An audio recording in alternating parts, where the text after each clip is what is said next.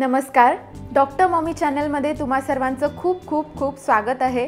मी doctor Pankaja Patil Salunkhe. मी एक बालरोगतज्ञ आहे आणि एका चिमुकलीची आई सुद्धा।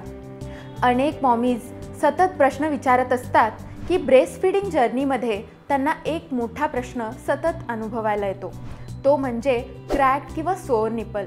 म्हणजे ब्रेस्ट फीडिंग करत असताना कधी-कधी बाळांनी चावल्यामुळे किंवा अनेक इतर कारणांमुळे त्यांच्या निपल्सना क्रॅक्स येतात किंवा कधी-कधी त्यांना सूज येते, ते रेडिश बनतात आणि अशा वेळी ब्रेस्ट फीडिंग करणं खूप जास्त अवघड जातं। परंतु अशा वेळी काय करायचं हे मी तुम्हाला ह्या व्हिडिओमध्ये सांगणार आहे। चला तर मग सुरू करूयात।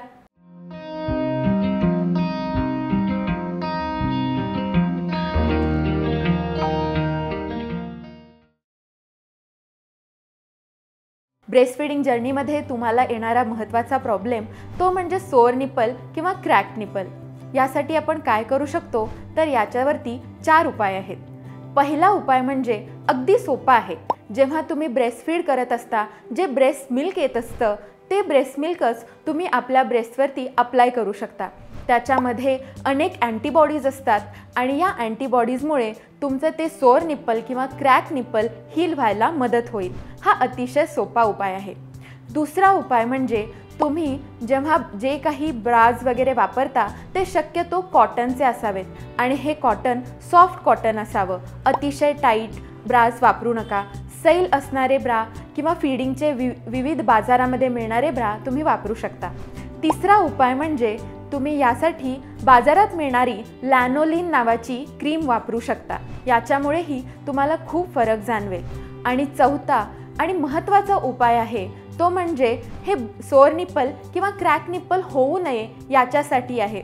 शक्यतो सोअर निप्पल किंवा क्रॅक निप्पल हे चुकीच्या लॅचमुळे होतात। लॅच म्हणजेच बाळाचं तोंड आणि ब्रेस्ट यांच्यामध्ये योग्य लॅच असेल तर सोअर निप्पल किंवा क्रॅक निप्पल होत नाही।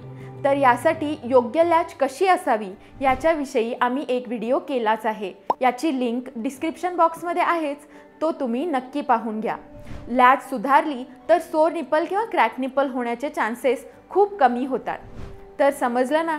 अशाच हेल्पफुल आणि इन्फॉर्मेटिव्ह व्हिडिओसाठी डॉक्टर मॉमी चॅनलला नक्की सबस्क्राईब करा। धन्यवाद।